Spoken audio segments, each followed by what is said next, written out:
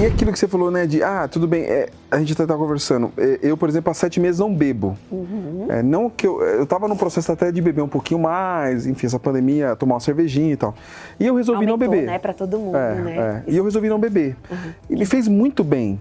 Então, assim, é uma coisa que eu acho que primeiro aquilo que a gente tava conversando antes, de você... a cabeça que pra mim sempre funcionou muito, é o seu guia, assim, você fala assim, eu vou fazer, eu tô com vontade e funciona.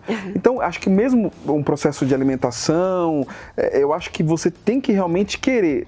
Vai ser doído? Tudo é doído. Sim. Porque o gostoso é você comer um pudim, é gostoso. Comer uma picanha, mas sempre é bom. Não que eu sou a favor, assim, o excesso tudo mata, né? Faz mal. Então, assim, quer comer, coma, mas e procurar alternativas. Que eu vou realmente saindo dessa conversa, não, porque a gente precisa ter, a gente vive sempre na mesma e entra num ciclo automático. Nocivo. Além disso, que você não percebe, você não sabe. Você hoje que tem toda uma estrutura, um conhecimento, um jornal, que a gente estava conversando, tem o lance da sustentabilidade, da biodinâmica, do orgânico. Só o bate-papo um pouquinho que a gente teve, dá para ter uma noção gigantesca. Mas a gente, fora, infelizmente ainda não, o acesso, se não é pessoas como você... chega, né? Não chega. Tá na escola. Não, exatamente. Não tem, infelizmente, ainda. Então, assim, é legal ter essa informação. Tem que ter essa informação pra gente começar a abrir e ter essas possibilidades que eu nunca, não sabia que existia macarrão de milho. Olha que legal. E você vai falar, a maior parte das pessoas pode falar assim, quem tá assistindo, fala, mas esse macarrão deve ser horrível. É a primeira coisa que você pensa quando você vai comprar um macarrão que não é diferente de trigo.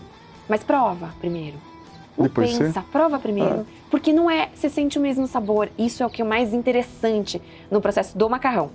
O arroz não teve um substituto, então eu tô sem arroz mesmo, já faz bastante tempo, vai completar 1 ano. Você gostava de arroz? Pra mim é bastante tempo, né, 1 ano, porque imagina, 39 anos comendo normal.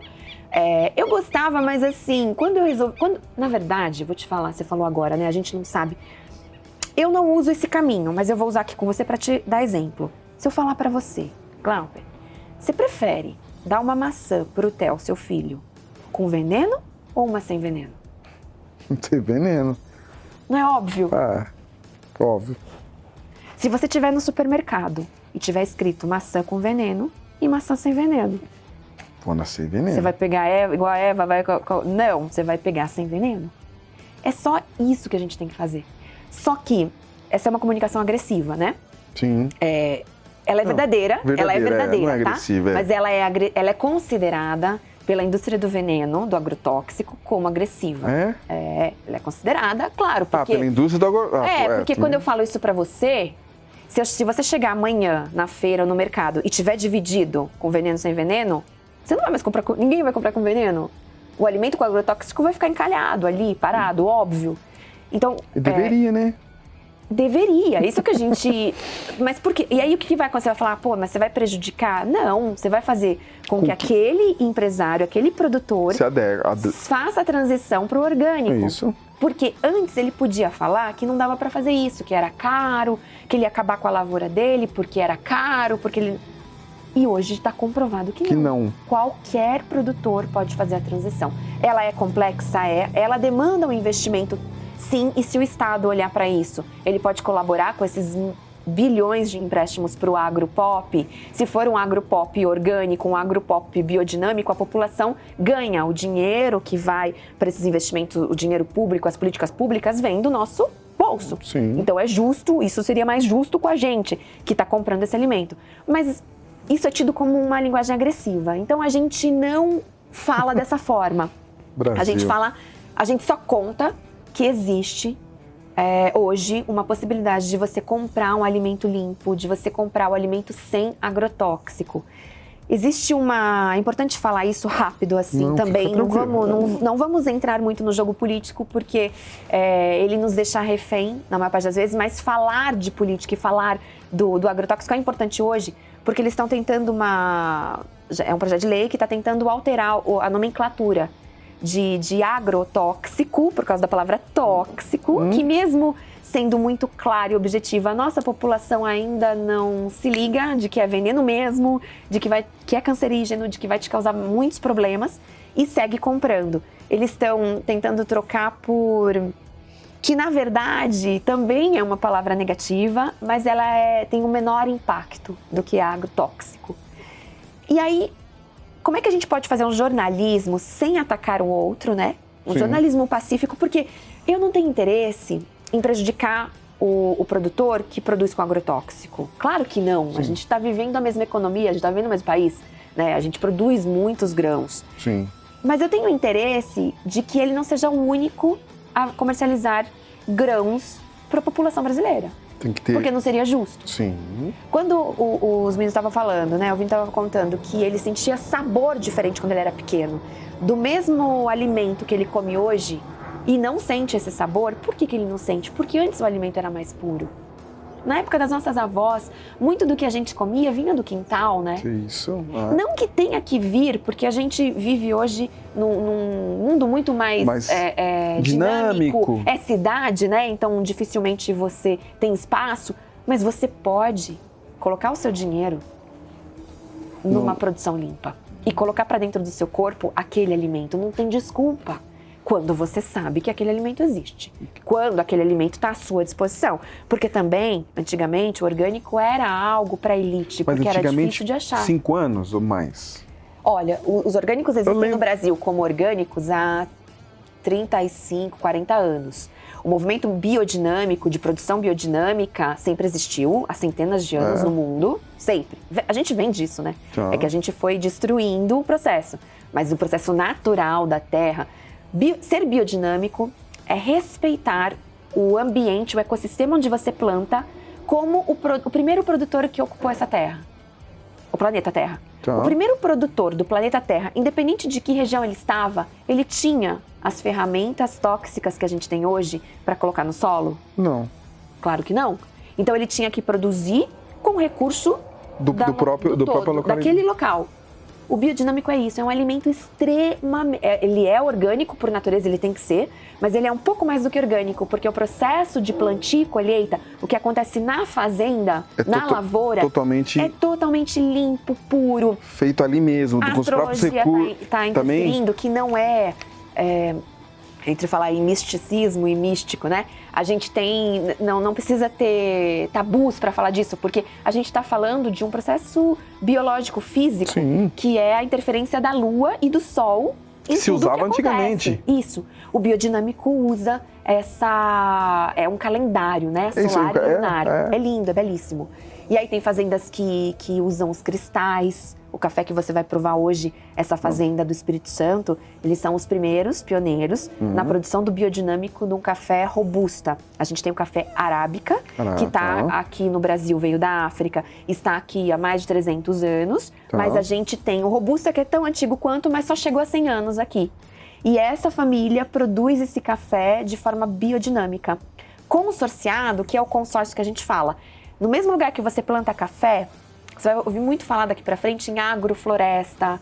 O que significa isso? É um lugar onde só tinha banana e hoje tem banana, cacau. É uma floresta no mesmo ambiente. Isso é extremamente rico, é extremamente potente para o nutriente de tudo que você está plantando. É super legal. Você imagina o que vai ter a diversidade ali. E aí ali a gente tem uma aula de a importância das ovelhas, do animal, no processo do cultivo de um café. Aí quando você fala em café, é muito doido falar isso, mas não vou te perguntar qual café que você toma. Mas, quando a gente vai no mercado comprar um café, a maior parte dos cafés que estão muito acessíveis pra gente... Melita, patrocina aí. Então, você sabia que os cafés, a maior parte dos cafés hoje, que a gente tem acesso fácil, por enquanto, eles são os cafés do comércio para a maior parte da população, né? Os de prateleira, digamos assim.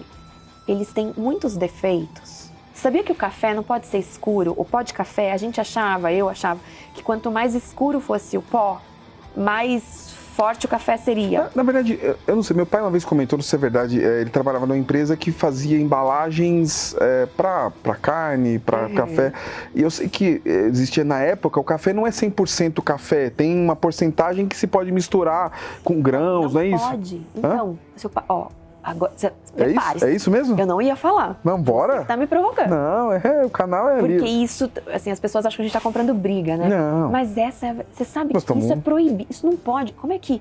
Mas como não é que tinha o cara isso? ainda tem os cafés de prateleira? Uma porcentagem, você pode moer outras coisas, Você né? não pode.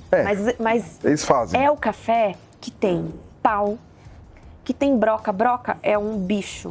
Que gostoso. Por isso a gente toma broca. Ai, que delicinha o café, olha lá. Delicinha o café. Nossa. Isso, nossa. Dói na alma do estômago. Eu tomo muito café. Eu também. Nossa, agora você imagina café. pra mim, que sou jornalista, que tomei café a vida inteira e muito café de balde, né? A gente não... Eu não sabia de nada disso. Nada disso. Quando você começa a entender que você vai pro laboratório pra olhar, você fala, não é possível. Aí é pedra, é pau, é a broca, é uma mistura, o café não é puro. E aí a torra dele é excessiva, o café é queimado. Aquele café que tem defeito é o café que vai para a maior parte da população. Gente? Então, pra gente que não entende de café, porque... Então, é assim, é tudo muito complicado, mas não vamos ser desagradáveis com essa indústria do café de prateleira de hoje. Sim. Vamos voltar a falar do bom café. O café na torra certa, o café bom, ele vai te entregar um equilíbrio pro seu dia diferente. E você, quando você troca, talvez você não perceba rapidamente isso, porque somos um povo que toma muito café. Sim. Então, se você troca um café pelo outro hoje, você vai falar, o sabor, né? Você pode até sentir a diferença, mas eu acho difícil, porque o paladar você vai sentir mesmo se você insistir. Tá. Hoje você vai sair com um kit daqui, que eu vou te propor, você e o Vini, a irem se provocando a provar essas coisas. Legal. Para vocês entenderem como é que vocês estão se sentindo no dia a dia. Não tem mágica. A gente só tá falando o seguinte, lá na frente, quando você tiver 70, 50 anos, sua vida vai ser diferente. Você vai ter mais saúde do que você tem hoje. E aí a gente vai provocar um outro assunto, que é a questão do meio ambiente. A gente sabe que o meio ambiente está pedindo socorro, gritando, só que a gente não está conseguindo perceber. Sim.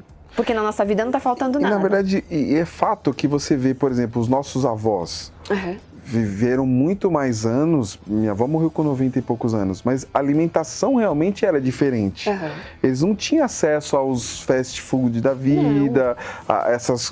Claro, depois foi com a mudança, revolução, não teve jeito, mas assim, meus avós moraram na fazenda, então assim, era a banha do porco, não era óleo, então assim, a qualidade realmente é diferente do que hoje, então o orgânico vem para tentar resgatar aquilo que a gente vivia há 60 anos atrás, sei lá.